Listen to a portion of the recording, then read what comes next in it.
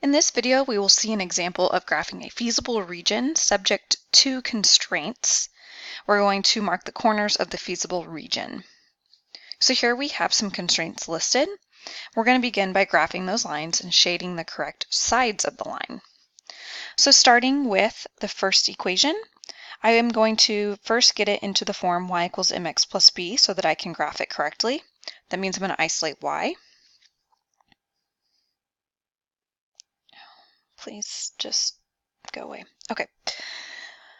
2y equals 6 minus x, so I subtracted x from both sides, and then finally I'm going to divide by 2, so I get that y is equal to 3 minus 1/2 x. So there it's in slope-intercept form, so not exactly, I didn't put my slope first, but I could do that.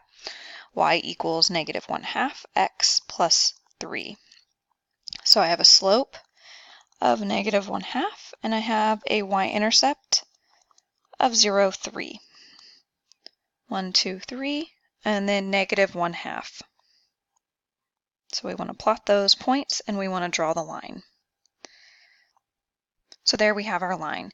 Now we need to know which side of the line to shade. Do we shade above or below? Two ways you can do this. You could plug in a point into this inequality, test it, see if it's true or false. If it's true, you should shade that side. Another way to tell is usually if this is a less than or equal to, that means to shade below. So I'm going to shade below this line. And remember, you can always check a point to be sure. All right, the next line that we want to graph is equation 2. Let's get it into y equals negative 3x plus 12 form. So there it is in slope-intercept form. We have a slope of negative 3 and a y-intercept of 12. So 12, this goes up to 10, 11, 12, so there's 12. And then a slope of negative 3. So we're going to go down 3, 1, 2, 3, over 1, down 3, 1, 2, 3, over 1. And we're going to continue to do this until we have the whole line drawn. So there we have our line with a slope of negative 3 and a y-intercept of 12, and we need to decide which side to shade.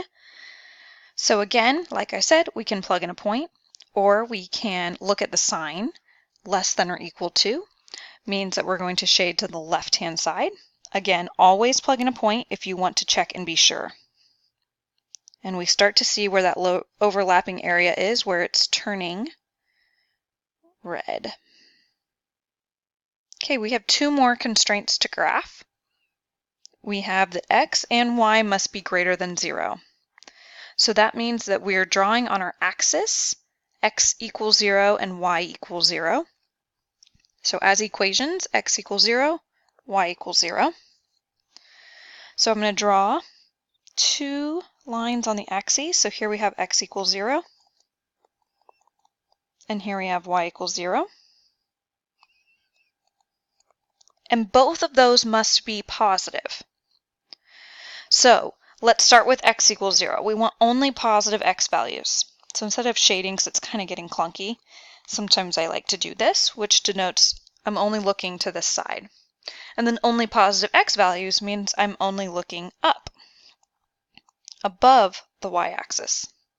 Only positive y values.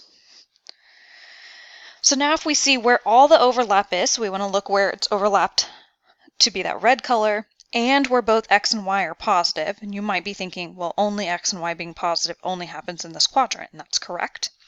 Then we see that we have our feasible region. Feasible region is this shape right here. And we can mark the corners of it. So we have a corner here, here, here, here. And it's not exactly on that point. So we don't need to figure out exactly what the point is right now. Let's just mark it, and this is the feasible region with the corners clearly marked. If we did want to find out what that exact point was, we just simply need to set these two equations equal to each other, right? We want to see where these two intersect, and then we could find out what that solution is. kind of goes back to solving systems of equations. There we have our feasible region.